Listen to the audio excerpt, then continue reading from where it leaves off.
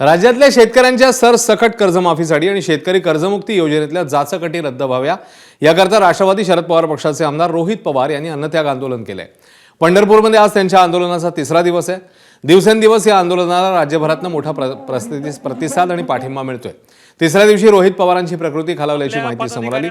वैद्यकीय तपासणीत त्यांच्या शरीरातली साखरेची पातळी कमी झाली आहे, तर साखरेची पातळी कमी झाली असून रक्तदाब स्थिर आहे। कर्जमाफीच्या जाचक-अटी जोपर्यंत सरकार हटवत नाही तोपर्यंत आपण एक पाऊलही मागे हटणार नाही असा आक्रमक पवित्रा रोहित पवारांनी घेतलाय।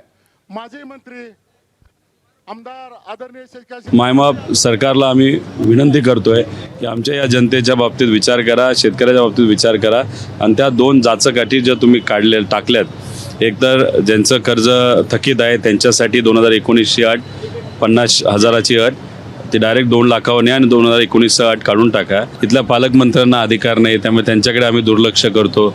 आता विखे पाटील साहेब बोलले ते 1/3 विभागाचे मंत्री असल्यामुळे त्यांना आम्ही महत्त्व तिथं देत नाहीत।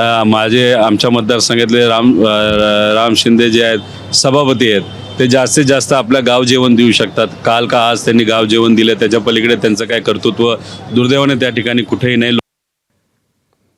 रोहित पवारांच्या या अन्नत्याग आंदोलनाला शेतकऱ्यांसह विविध विरोधी पक्षातल्या नेत्यांनी पाठिंबा दिलाय। त्यांनीही शेतकरी कर्जमाफीतल्या अटी काढून टाकाव्या अशी मागणी केली आहे।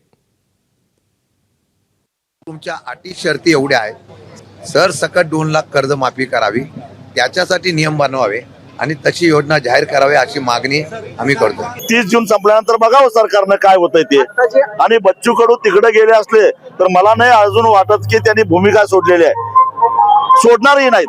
आम्ही त्यांना हाताला धरून इकडे आणू। बच्चू कडूने पंढरपूरला येऊन या आंदोलनाला पाठिंबा दिलाच पाहिजे। पुरुषाला महिला सांगून साड्या नेसून पैसे घेतले, त्यांना तुम्ही माफी करता, ती पण जाहीररित्या माफी करता, हे आम्हाला मान्य नाही। ते पैसे या कर्जमाफीकडे फिरवले पाहिजेत, ते वसूल केले पाहिजेत। ज्या सरकारी कर्मचाऱ्यांनी या ठिकाणी पैसे घेतले महिला, त्यांनी त्यांच्यावर फौजदारी गुन्हे झाले पाहिजेत। शेतकऱ्यांना अपात्र करण्याचं म्हणजे यांची लायकी नाही, पण कशासाठी अपात्र करताय? अन्नदाता आहे तो, अन्नदाताला 2 पुढं येऊन त्यांना मदत करायची गरज आहे, पण त्यालाही अपात्र शेतकरी ठरवण्याचं काम हे फडणवीस सरकार करते। हे महाराष्ट्रासाठी दुर्दैवी आहे आणि म्हणून आज संपूर्ण शेतकऱ्यांमध्ये रोहित पवार पंढरपूरमध्ये बसलाय, शेतकऱ्यांमध्ये रोष आहे आणि काँग्रेसने त्याला पाठिंबा दिला।